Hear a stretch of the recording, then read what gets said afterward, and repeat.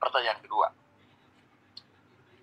kedua, kalau ada orang yang mengatakan, apalagi kalau akademisi, ini paling asik. Kalau akademisi mengatakan ekonomi Islam itu sama aja dengan ekonomi konvensional, jangan kita lawanin, jangan. Malah kita setujuin pendapatnya, emang benar sama, gitu aja. Karena sama, maka ajarkanlah ekonomi Islam, gitu. Bener gak? Lah kan dia yang bilang sama. Lah karena udah bilang sama, ya udah ganti aja semua jadi ekonomi Islam. Ekonomi mikro jadi mikro Islam, ekonomi makro Islam, manajemen perbankan Islam. Udah semuanya kita ganti sama Islam aja, benar gak? Ya benar ya. Kan katanya sama. Nah kalau sama, alhamdulillah dong. Gak usah debat.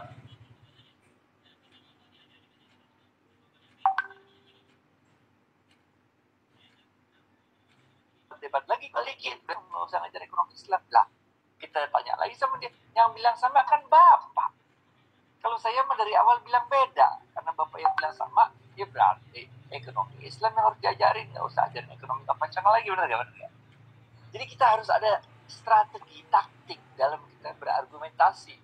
Kuis nih, yang disebutkan dalam sebuah kaidahnya, likulli maqam titik. Likulli maqam titik. Kalau mau mengungkapnya, likulli maqam maqal wa kulli maqal maqam. Jadi kita harus lihat kita ngomong sama siapa. Kalau kita ngomong sama ekonomi, ya kita harus pakai bahasa ekonomi. Kalau kita ngomong sama orang syariah, ya kita harus pakai argumentasi syariah. Karena kalau kita menggunakan bahasa yang sama, maka kita tidak akan dianggap bego. Walaupun ilmunya sama nih, dia pakai bahasa Inggris, kita pakai bahasa Indonesia, biar kata kita profesor nih, tapi karena kita pakai bahasa Indonesia, kita dianggap bego. Karena kita nggak menggunakan bahasa yang sama dengan yang mereka gunakan. Itu sebabnya kalau kita nggak mau kelihatan bego, maka gunakanlah bahasa yang sama yang digunakan dengan orang yang kita ajak bicara. Tapi sebaliknya, kalau kita mau kelihatan pinter, benar nggak? Dia pakai bahasa ekonomi, kita pakai bahasa ekonomi. Dia pakai bahasa syariah, kita pakai bahasa syariah. Dia hajar ekonomi, kita hajar ekonomi. Dia kasih matematika, kita balas matematika, benar nggak? Nah, kalau kita udah pakai bahasa yang sama-sama dia, likul lima komakol, maka dia sudah tidak menganggap kita orang bego. Dia udah nganggap, ini orang setara sama pinternya, benar nggak? Supaya kita kelihatan lebih pinter dari dia. Nah ini penting. Supaya kita kelihatan lebih pinter dari dia, maka gunakanlah bahasa yang tidak dia mengerti. Nah itu, ngerti ya? Jadi pertama kita pakai bahasa yang dia ngerti, supaya kita nggak dianggap bego. Tapi supaya kita dianggap lebih pinter dari dia, maka gunakanlah bahasa yang dia tidak mengerti. Oh ya. Baru yang termasukin tuh kaidah-kaidah fikih, hadis-hadis, ayat-ayat, dia kagak ngerti. Kita jadi kelihatan lebih pinter. Pertanyaan kedua selesai. Pertanyaan ketiga, memang ini kalau kita ngomong ekonomi Islam itu ada 3 tataran. Tataran pertama adalah tataran Islamisasi ilmu ekonomi Islam, atau kita sebut sebagai Islamization of Economics. Ini tatarannya akademisi, tatarannya kampus. Kita mengislamisasi ilmu di kampus. Bukan ilmu ekonomi doang, tapi ada ilmu ekonomi Islam. Bukan kedokteran doang, tapi kedokteran Islam. Kita bukan sosiologi doang, sosiologi Islam. Ini level yang pertama. Oke, level keilmuan. Yang kedua adalah level sistem. Level peraturan. Level kebijakan-kebijakan. Nah, yang kita sebut sebagai Islamization of Economic Policy. Kebijakannya, peraturannya. Perlahan atau pasti. Kita harus isi ini dengan nilai-nilai Islam. Benar nggak? Sekarang bank syariah, asuransi syariah, lembaga uang syariah, bentar lagi Jamsok Stek syariah, bentar lagi Tapera syariah. Perlahan tapi pasti kita masuk dalam peraturan-peraturan pemerintah ini, kita masuk nilai-nilai Islam, kita masukin. Bahwa masih nggak sempurna, nggak apa-apa. Itu ada hadis kutsinya, Allah mengatakan, gocap kalau bisa. Allah mengatakan, amalkan apa yang kau ketahui, niscaya akan aku beritahu apa yang tidak. Okay. Hadis qudsi, amalkan apa yang engkau ketahui, niscaya akan aku beritahu kata Allah apa yang tidak titik-titik kocak. Udah lakuin aja dah, bener ya? Karena action speaks louder than words. Karena perbuatan itu memberikan dampak yang jauh lebih besar daripada ceramah. Ya.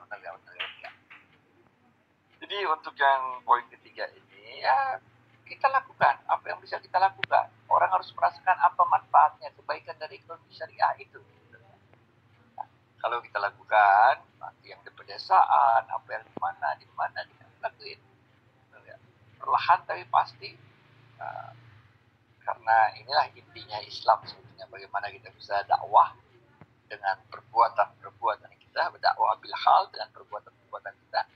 Yang perbuatan-perbuatan kita kemudian itu akan menyentuh hati orang-orang yang merasakannya, dan insya Allah hidayah akan masuk, terbuka hatinya, dan mereka akan jauh lebih gampang menerima dakwah bil lisan kita. Tapi kalau kita cuma ngomong-ngomong doang, kayak kita di kampus dah, kalau nggak ada praktikum bagaimana? Bener gak?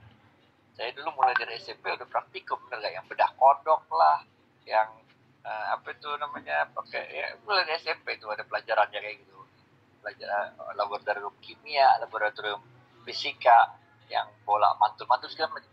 Itu kalau cuma belajar di kelas pakai rumus F sama dengan MA, pakai rumus-rumus doang, kita pening kagak ngerti kagak ngerti.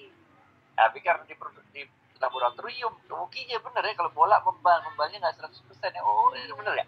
Nah, ini yang harus kita lakukan.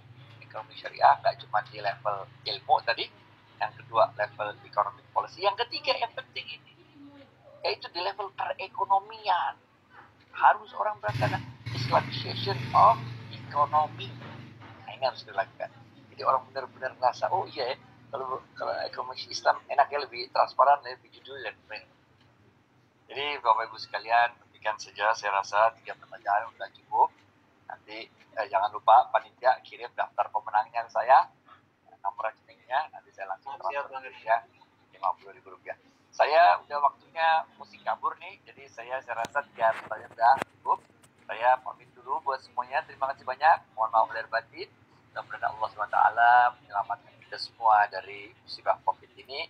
Mudah-mudahan Allah cepat mencabut dan menghilangkan wabah ini dari negara kita dan negara-negara lain. Dan mudah-mudahan kita yakin 100% yakin seyakin-yakinnya dengan turunnya COVID ini Allah menurunkan kemudahan yang besar untuk kita mengembangkan ekonomi syariah. Insya Allah kita lihat 2021 nanti akan ada gebrakan besar, kemajuan besar di dalam industri keuangan syariah. Insya Allah catat nih, percaya nggak percaya boleh dah, terserah dah. Kuartal pertama 2021 Indonesia akan memiliki bank syariah terbesar dengan aset 225 triliun. Amin. Keren nggak? Insya Allah juga 2021 kita juga nanti akan punya jam sostek syariah, layanan syariah jam sostek. Insya Allah 2021 kita juga punya layanan tapera syariah. Udah insya Allah dah, kita banyak doa, kita usaha terus dah, benar ya? Oke, terima kasih banyak semua teman-teman. Billahi taufiq wal hidayah. Assalamualaikum warahmatullahi wabarakatuh.